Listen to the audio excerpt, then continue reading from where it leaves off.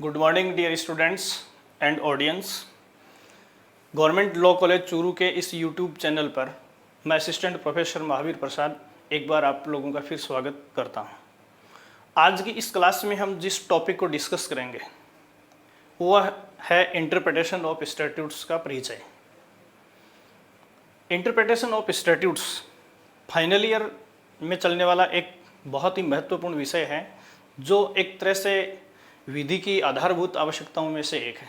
इस विषय पर हम चर्चा को गहराई से आगे बढ़ाएं इससे पहले हमें कॉमन सेंस में इंटरप्रिटेशन ऑफ स्टैट्यूट्स तथा लॉ की कुछ महत्वपूर्ण टर्म्स के साथ इसका रिलेशनशिप ध्यान में रहना जरूरी है। इसलिए आज की क्लास को मैंने विधि शास्त्रीय पक्ष से इंटरप्रिटेशन ऑफ स्टैट्यूट्स को जोड़ते हुए करने की कोशिश की है। इस विषय को हम शुरुआत देते हैं कुछ महत्वपूर्ण शब्दों से, जिनमें पहला शब्द है विधि, लॉ। दूसरा शब्द मैं यहां लिख रहा हूं विधि शास्त्र, विधि शास्त्र ज्यूरिस्प्रूडेंस।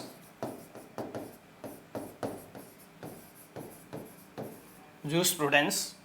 तीसरा मैं यहां लिख रहा हूं सांविधिक विधि, जिसको अपन कहेंगे स्टैट्यूटरी लॉ, स्टैट्यूटरी लॉ। चौथा शब्द मैं यहां लिख रहा हूं वो है संविधि, स्टैट्यूट।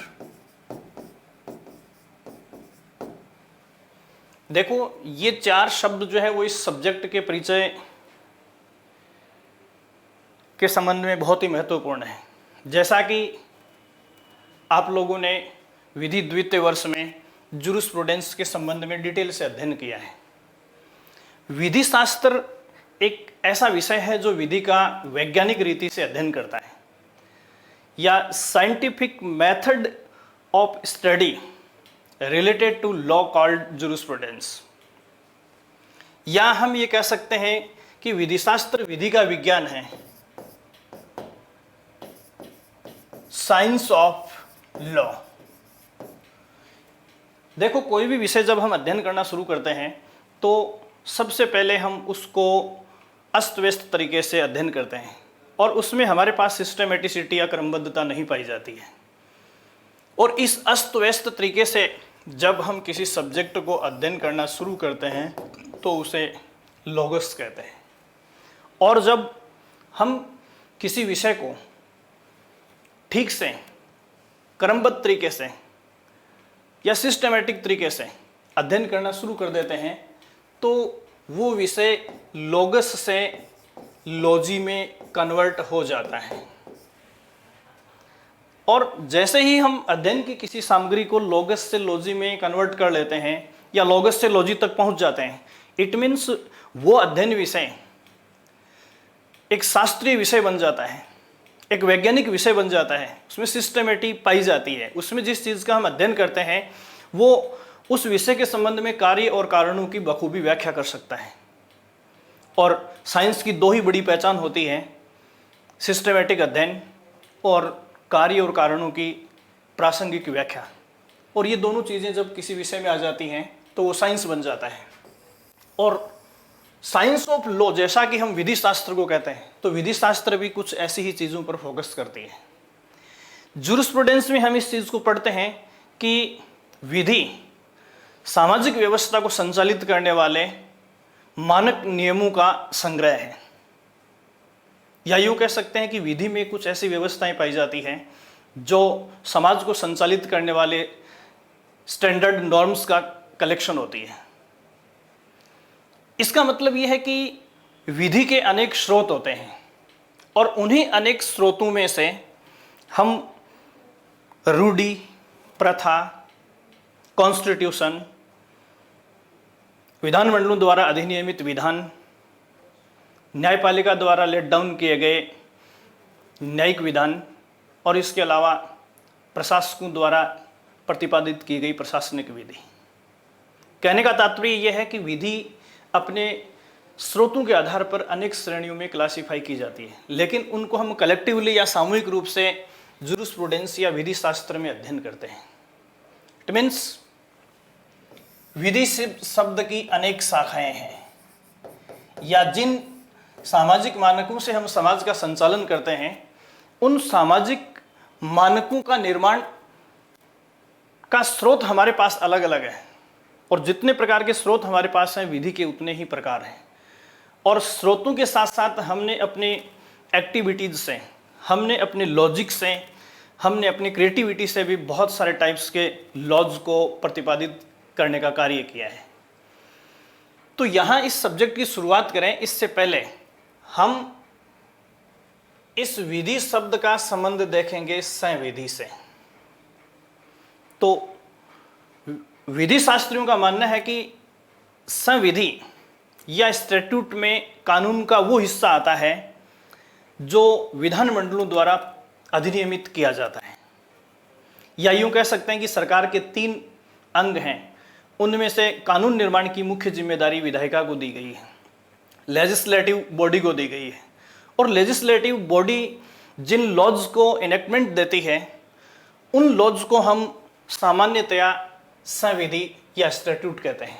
ये बात अलग है कि अलग अलग कंट्रीज में इनको जो शीर्षक दिए गए हैं या जो नाम दिए गए हैं उनमें थोड़ा बहुत डिफरेंस हो सकता है। दूसरी बात, इससे मिलता जुलता शब्द हमारे सामने आता है सांविधिक विधि, स्टैट्यूटरी लॉ। तो यहां इन दोनों में एक बड़ा गैप है, और ये गैप जो है वो विधि के क्षेत्र में न्यायालयों द्वारा पैदा किया गया है। जैसे इसके लिए मैं आपको एक सिंपल सा एग्जांपल देता हूं। हमारे पास पूंजी है,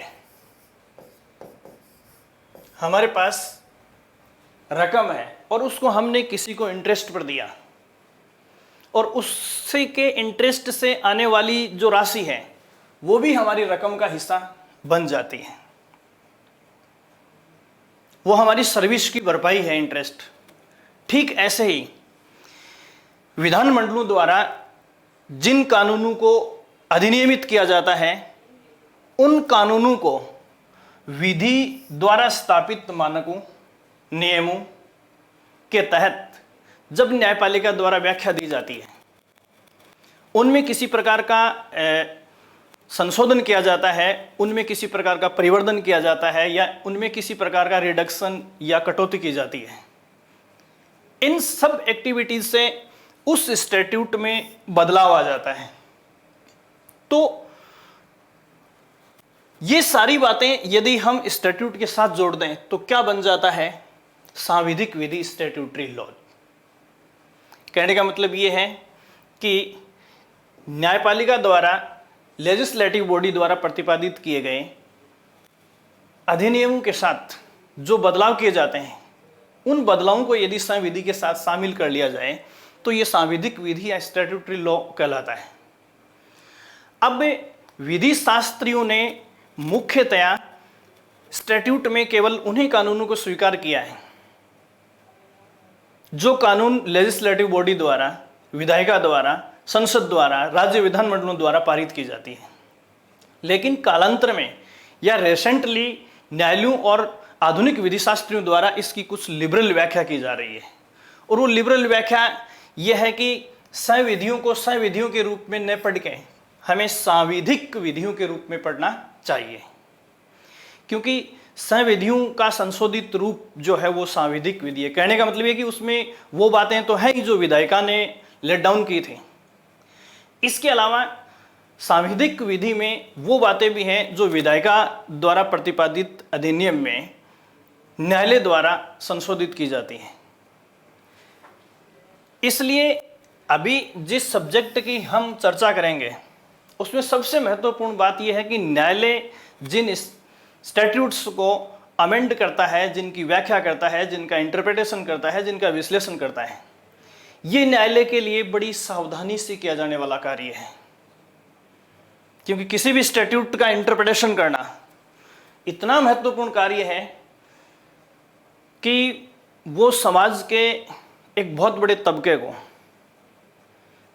सुव्यवस्थित तरीके से या नेगेटिव तरीके से प्रभावित कर सकता है, यदि न्यायपालिका उसकी व्याख्या सही या गलत करती है।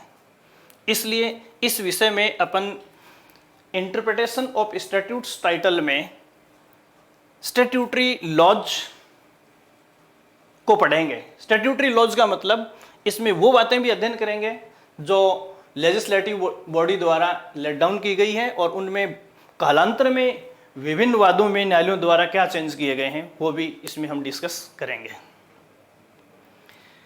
अभी रिसेंटली इस सब्जेक्ट की इंपॉर्टेंस बढ़ने का कारण भी है, या आज हम इस सब्जेक्ट के ऊपर इतनी बड़ी चर्चा कर रहे हैं, इसकी सबसे बड़ी वजह यह है कि हम आदिम समाज से आधुनिक समाज तक आए हैं। आदिम समाजों में सभी प्रकार के रॉन्ग्स को या दोषपूर्ण कार्यों को समान तरीके से ट्रीट किया जाता था। यहाँ तक कि जैसे भारत की बात करें तो मुगल काल तक टिट फॉर टैट की व्यवस्था यहाँ प्रचलित थी, जैसे को तैसा। लेकिन अब धीरे धीरे सामाजिक व्यवस्था में परिवर्तन, विभिन्न न्यायिक मांगों या न्यायिक सक्रियता या फिर जनहित याचिकाओं की वजह से या फिर सामाजिक सहभागिता, अधिकारों के प्रति लोगों की अवेयरनेस, ऐसे अनेक कारण हैं जिनसे इंटरप्रिटेशन ऑफ स्टैट्यूट्स अपने आप में एक महत्वपूर्ण मुद्दा बन जाता है, क्योंकि समाज के अकॉर्डिंग विधायिका के कानूनों की व्याख्या करना बहुत ज़रूरी है। कहने का मतलब ये है कि विधि के क्षेत्र में न्यायालय बदलाव करने के लिए बाध्य हैं, क्योंकि ये वक्त की मांग है। अपने शासन प्रशासन इन सब की जो एक्टिविटीज़ हैं उनमें गलतियां या खामियां स्वाभाविक हैं। तो हमारा पहला जो मुद्दा है कि हम इंटरप्रिटेशन ऑफ स्टैट्यूट्स में क्या सभी कानूनों का अध्ययन करेंगे या केवल उन कानूनों का अध्ययन करेंगे जो लेजिस्लेटिव बॉडी द्वारा अधिनियमित किए गए। तो इसका जवाब बनेगा जो कानून विधायी संस्थाओं द्वारा अधिनियम के रूप में पारित किए जाते हैं उनकी न्यायिक व्याख्या या निर्वचन जो है वो इंटरप्रिटेशन ऑफ स्टैट्यूट्स का मुद्दा है। दूसरी बात, जैसे हम ये कहते हैं कि ये मुद्दा आज की डेट में विधि के क्षेत्र में सर्वाधिक महत्वपूर्ण है। इंटरप्रिटेशन ऑफ स्टैट्यूट्स सर्वाधिक महत्वपूर्ण मुद्दा है। ऐसा क्यों है? तो देखो, प्रथा, परंपराएं, निजी लॉज, प्रशासनिक विधि, न्यायालयों द्वारा प्रतिपादित विधि, विधि के अनेक डायमेंशन हैं, लेकिन उनमें सबसे महत्वपूर्ण डायमेंशन जो है वो अपन स्टैट्यूटरी लॉज को ही क्यों मानते हैं?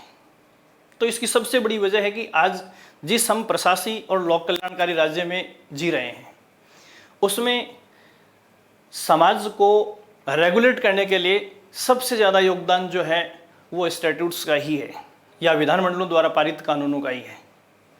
और इसकी एक बड़ी वजह है क्योंकि आज की डेट में समाज में जितनी विधियां प्रचलित हैं उनमें सर्वाधिक विशिष्ट, परिपक्व एवं तकनीकी विधि जो है वो संविधि है, स्टैट्यूट है। बाकी लॉज के जो तरीके हैं वो उतने मैच्योर नहीं हैं, वो उतने टेक्निकल नहीं हैं और वो उतने ऑब्जेक्ट का फुलफिलमेंट करने वाले भी नहीं माने जा सकते हैं। या यूँ कह सकते हैं कि आज के डेट में लेजिस्लेटिव बॉडी द्वारा पारित किए गए कानून या स्टैट्यूट्स जो हैं वो सोसाइटी की अधिकांश नीड्स को पूरा करते हैं। इसलिए निसंदेह इंटरप्रिटेशन ऑफ स्टैट्यूट्स जो है वो विधि के क्षेत्र में विधि के व्याख्यात्री के लिए सर्वाधिक महत्वपूर्ण मुद्दा बन जाता है। अगला सवाल हमारे लिए ये आता है कि ऐसा क्यों है? कई बार परीक्षाओं में ऑब्जेक्टिव सब्जेक्टिव इस सवाल को कि इंटरप्रिटेशन ऑफ स्टैट्यूट्स जो है वो विधि के क्षेत्र में या निर्वचन के क्षेत्र में सर्वाधिक महत्वपूर्ण क्यों है? तो इसके पीछे हमें कुछ जवाब मिलेंगे, जिनमें पहला जवाब ये है कि ये राज्य के विधायी अंग द्वारा निर्मित है। राज्य के विधायी अंग द्वारा निर्मित है। कहने का मतलब विभिन्न राष्ट्रों की संसदों, राज्य विधानमंडलों द्वारा पारित एक विधि है। और आज की लोकतांत्रिक व्यवस्था में विधानमंडलों द्वारा पारित विधियों को जनता की अभिव्यक्ति मानते हैं। लोकतंत्र में जनता की अभिव्यक्ति मानते हैं, इसलिए जनता की अभिव्यक्ति को न्यायालय निर्वचन दे, न्यायालय व्याख्या करे। इससे ज़्यादा महत्वपूर्ण आज की डेट में विधि का कोई डायमेंशन नहीं हो सकता। दूसरी बात यह है, इंटरप्रिटेशन ऑफ स्टैट्यूट महत्वपूर्ण क्यों है? तो देखो, ये स्टैट्यूट्स जो हैं वो इच्छापूर्वक, पूर्व विचारित व जानबूझकर निर्मित हैं। देखो, हम अपने विभिन्न या विशिष्ट उद्देश्यों की पूर्ति के लिए इच्छापूर्वक पहले से पूरी तरह विचार करके और जानबूझकर इन कानूनों को अंजाम देते हैं, स्टैट्यूट्स को अंजाम देते हैं, क्योंकि हम समय और परिस्थितियों विशेष में इस कानून से अपने किसी विशेष उद्देश्य की पूर्ति करना चाहते हैं, और वो विशेष उद्देश्य तत्कालीन परिस्थितियों से संबंधित होता है। और विधि की सबसे बड़ी इंपॉर्टेंस जो होती है वो वर्तमान में होती है। विधि के किसी स्वरूप का पास्ट में क्या योगदान रहा है या इन फ्यूचर हमें क्या मिल सकता है, ये बड़ी बात नहीं है। एट प्रेजेंट, रेसेंटली वो विधि का पक्ष जो है वो हमें क्या मदद कर सकता है, हमारे कौन से उद्देश्यों की पूर्ति कर सकता है, ये बहुत ही महत्वपूर्ण बात है। तीसरा इश्यू हमारे सामने ये है कि ये महत्वपूर्ण इसलिए है कि ये लिखित होते हैं, स्टैट्यूट्स लिखित होते हैं। इसका मतलब यह है कि कस्टमरी, ट्रेडिशनल या कॉमन लॉ जैसी कुछ चीज़ें कानून में हम अलिखित स्वरूप में अध्ययन करते हैं और इनको हम स्टैट्यूट्स में काउंट नहीं कर सकते। इंटरप्रिटेशन ऑफ स्टैट्यूट्स महत्वपूर्ण इस लिहाज से कहा जा सकता है क्योंकि जिस चीज़ की न्यायालय व्याख्या करने जा रहा है वो ऑलरेडी अधिनियमित है, लेखबद्ध किया गया है और उसके तकनीकी शब्द न्यायालय के सामने है, या जिस वाद में इन शब्दों की व्याख्या की जानी है वो वादी और प्रतिवादी दोनों के सामने ही पहले से ही अभिव्यक्त होते हैं। बस उनको तार्किक तरीके से हमें सोसाइटी के पक्ष में साबित करना होता है। तो स्टैट्यूट्स का लिखित होना निर्वचन के लिए एक तीसरा महत्वपूर्ण मुद्दा है। चौथी बात जब हम करते हैं तो ये है कि ये आज्ञापक होते हैं, एम्पेरिकल।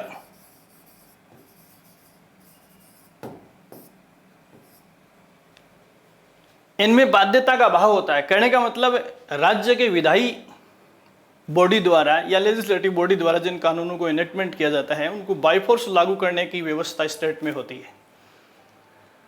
सरकारी मशीनरी के तीनों अंग इसके लिए तत्पर होते हैं, इसलिए ये चौथा स्टैट्यूट्स का एम्पेरिकल तत्व का धारण करना। या पांचवी बात हम ये कह सकते हैं कि स्टेट में कानून के जो रूप अस्तित्व में हैं उन पर इसे वरीयता प्रदान की जाती है, क्योंकि आधुनिक लोकतांत्रिक सरकारों में कानून का सर्वाधिक महत्वपूर्ण जो पक्ष है वो स्टैट्यूट्स है। इस प्रकार कुछ बातें ऐसी हैं जो हमें इस बात के लिए बाध्य करती हैं कि न्यायालय निर्वचन करते समय सर्वाधिक महत्व किस विधि को देगा या सर्वाधिक महत्व स्टैट्यूट्स को क्यों देगा। ये एक महत्वपूर्ण जिसके पक्ष में ये कुछ बातें हैं कि ये राज्य के विधायी अंग द्वारा निर्मित विधि है, इसे राज्य द्वारा इच्छापूर्वक, पूर्व विचारित और जानबूझकर बनाया जाता है, जिसकी वर्तमान में खास प्रासंगिकता होती है। स्टैट्यूट्स का स्वरूप जो है वो लिखित होता है। स्टैट्यूट्स जो है वो आज्ञापक होते हैं, बाय फोर्स उनको लागू करवाने की व्यवस्था राज्य के पास होती है। और राज्य के सभी कानूनों पर वरीयता इसलिए है क्योंकि राज्य की अधिकांश गतिविधियों को स्टैट्यूट्स के द्वारा ही कंडक्ट किया जाता है। ये संविधियों की महत्ता के ऊपर अपन ने डिस्कस किया। अगली बात यह है कि आधुनिक विधिशास्त्री स्टैट्यूट्स की कुछ विस्तार परक व्याख्या करते हैं।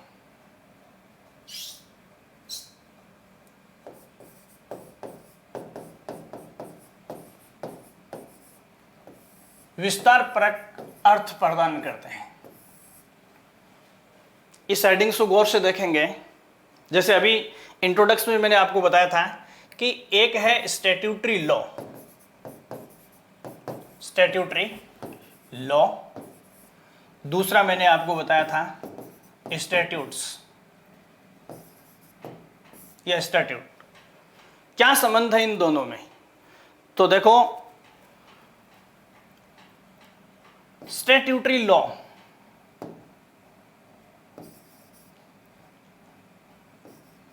Statutory law is equal statutes plus minus judicial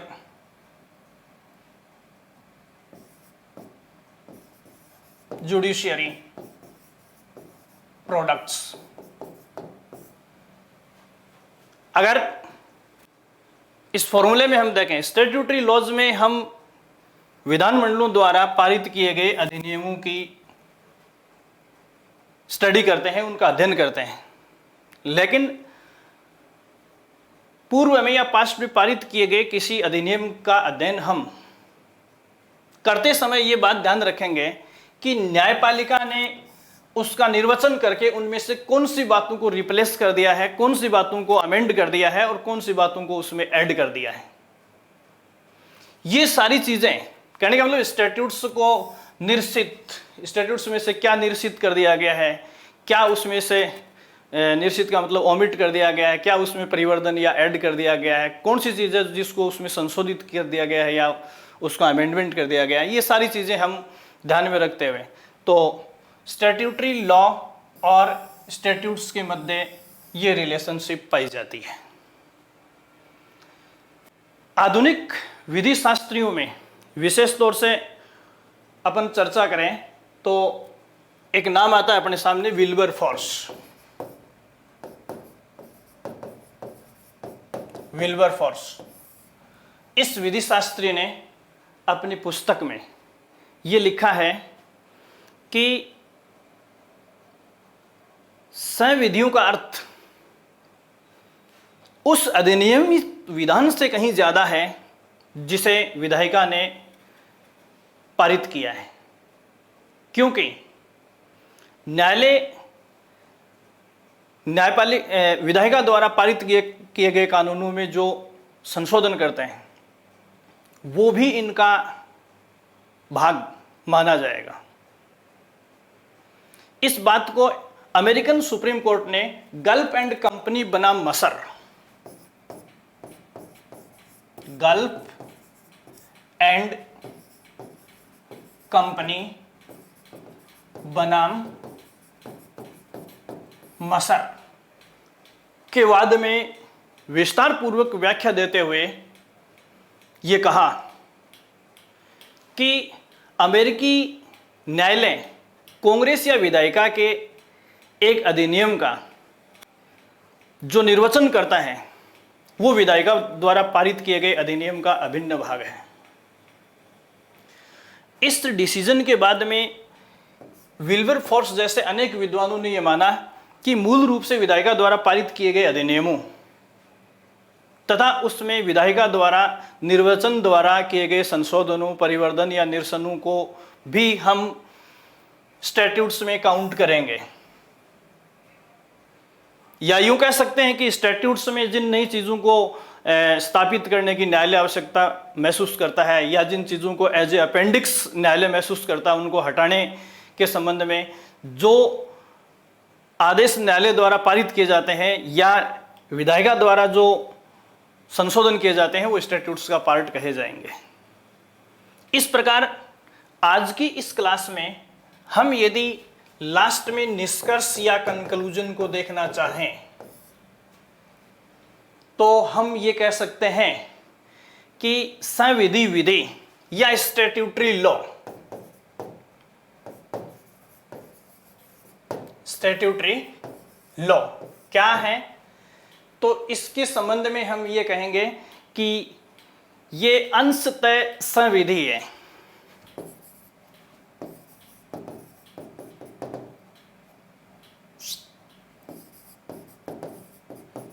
अंशतः संविधि है और प्लस अंशतः